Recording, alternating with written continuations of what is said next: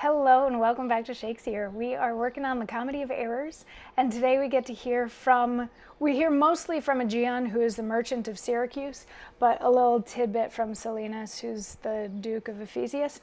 Now, Egeon is a merchant, and he has found himself in a city that hates him.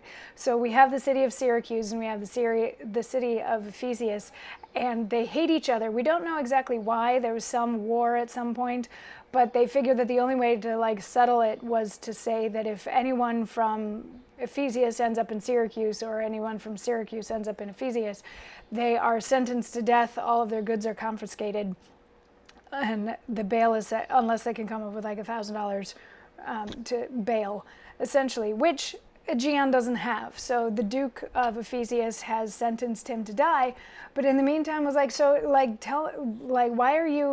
why are you, you know this, why are you even here? And Egeon says, a heavier task could not have been imposed than I to speak my griefs unspeakable. Yet, that the world may witness that my end was wrought by nature, not by vile offense, I'll utter what my sorrow gives me leave.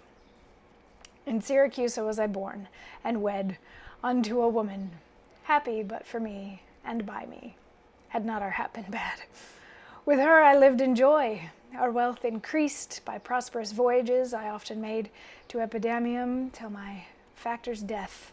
And he, great care of goods at random left, drew me from my kind embracements of my spouse, from whom my absence was not 6 months old, before herself, almost at fainting under the pleasing punishment that women bear, had made provision for her following me, and soon and safe arrived where I was.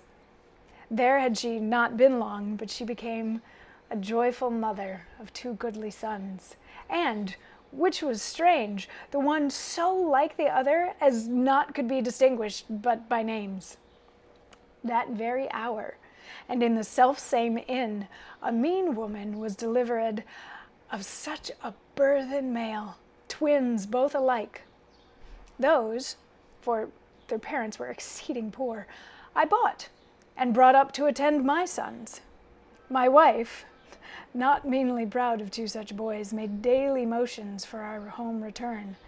Unwilling, I agreed. Alas, too soon we came aboard. A league from Epidamium had we sailed before the always wind-obeying deep gave any tragic instance of our harm. But longer did we not retain much hope, for what obscured light the heavens did grant did but convey unto our fearful minds a doubtful warrant of immediate death, which, though myself would gladly have embraced, yet the incessant weepings of my wife, weeping before for what she saw must come, and piteous plainings of the pretty babes that mourned for fashion, ignorant to what fear, forced me to seek delays for them and me. And this it was, for other means was none. The sailors sought for safety by our boat, and left the ship, then sinking ripe, to us. My wife, more careful for the latter-born, had fastened him unto a small spare mast, such as seafaring men provide for storms.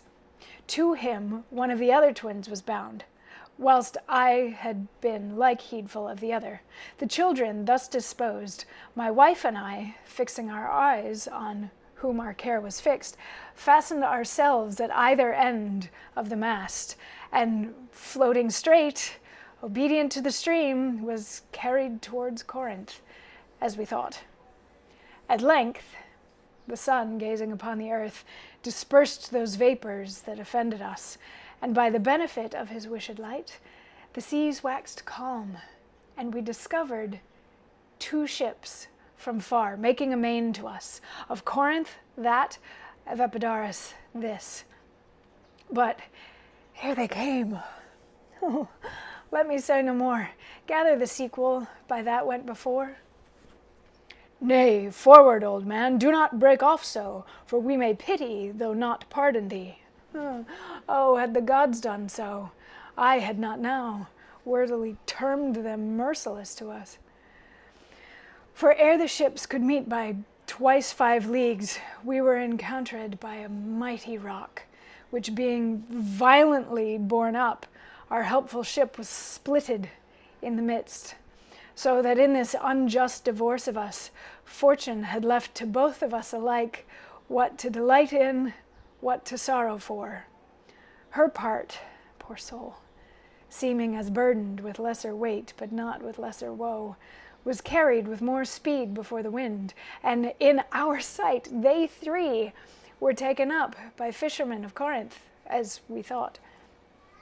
At length another ship had seized on us, and knowing whom it was their hap to save, gave healthful welcome to their shipwrecked guests, and would have reft the fishers of their prey, had not their back been very slow of sail, and therefore homeward did they bend their course. Thus have you heard me severed from my bliss, that by misfortunes was my life prolonged, to tell sad stories of my own mishaps. So, Egeon is from Syracuse, where he met a lovely lady and he married her, and he used to sail around for a certain benefactor who then died and left him some stuff, and there was all sorts of, he had an agent kind of a thing who died, and there was a lot of loose ends that had to be cleaned up. So he went to take care of that. Then his wife came and joined him. Then she gave birth to twin boys who could only be distinguished by their names. And at the same time, in the same building, another woman gave birth to twin boys who were so identical you could only tell the difference between them by their names.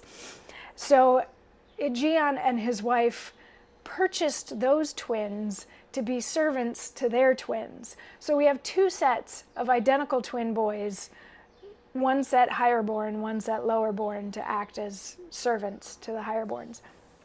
So anyway, she eventually wants to go home to Syracuse and convinces him finally to get on a boat, but as is quite common in Shakespearean plays, they set out on a boat and a storm hits and their boat gets ripped apart. And what's funny, Egeon says in the speech that he would have been fine with just dying on the boat, but since his wife didn't want to die and the babies were crying, he decided that they should try to save them. So they tied one baby from each set of twins to opposite ends of a big piece of wood, along with one of the parents. So he's over here with baby A, and she's over here with baby B and baby B, and they're trying to ride out the storm like this. And they do for a little while. They're just floating on this board, and they see a couple of ships coming, but before the ships can get to them, this board that they're on splits in two. The wife and baby B get picked up by a ship that's going to Corinth, and the father and the other two kids float along for a little while until they're picked up by another boat that takes them elsewhere. So we've got the two sets of identical twin boys, both split up, one of each twin with each of the two parents, now in opposite places. And at this point, the Duke is kind of enthralled. He's like, so your wife and one kid and one servant went this way, and you and one kid and one servant went this way. What has happened since then? And Egeon is going to tell us more about that tomorrow. I'll see you then for that. Mwah.